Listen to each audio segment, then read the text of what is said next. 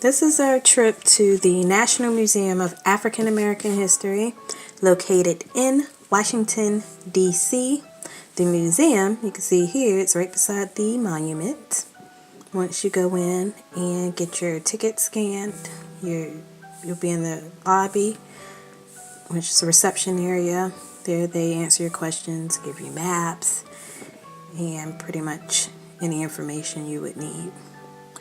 In the lobby, there's the winding staircase. They call it the Constitution Stairway. Takes you through different eras if you were to take the stairs. We took the elevator. So once in the elevator, you start down first. And it goes through the different years. They're supposed to give you the feel that you're like traveling through time.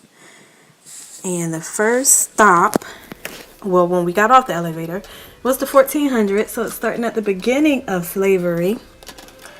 And it goes on to show you pictures, manifests of different ships, their destination, their origin, destination, the date they left, how many slaves they got on board, how many slaves arrived at the destination, and it shows the date that they arrived at the destination. They spent like months, almost at the ships, that. But here the kids are going to point to where how many people boarded the ship to be transported and how many made it to the destination alive.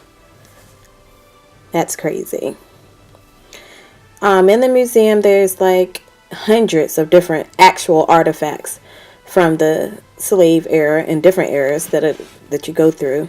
Here are some slave shackles. They're actual shackles and an actual picture. There's like thousands of pictures of slaves, slave masters, slave trade. But again, for the sake of not spoiling it for anyone that will be visiting the museum, I did not include obviously every picture, every artifact that I've recorded there in the museum. Here's a different era. I went through the American Revolution. Again, more pictures of, some of the troops that fought in the war.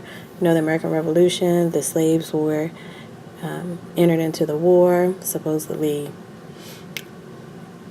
for their freedom. Here's some more pictures. Then they have a lot of interactive like stations. Here's a picture of just a broad picture. I was trying to get a lot of it. They actually put a cabin that was owned by slaves where they congregated and went to. They put it inside the museum, which you saw there. Then they go through the Emancipation Proclamation, Jim Crow laws, and all of that stuff we know from history. But again, I did not put an entire tour into this video, so I didn't want to spoil it for anyone. They have pictures of the marches following the Emancipation Proclamation. Here's a picture drawn by a former slave. Here's a wedding dress worn by a former slave. Then again, lots of other artifacts that are really interesting. It moves forward. It moves through all of the years, but I kind of fast forwarded to the ending era here, with the Black Lives Matter movement, and they go at the end. There's a large board that goes from the 80s all the way up to current, where you see here Obama kind of made an Obama shrine. That's the First Lady's actual dress that she donated to the museum. That's on display there. And again, the Constitution Stairway. There's this one window that they cut out and designed specifically to give you this view of the monument. I took a picture of the ceiling. You see here, that's a ceiling of the museum.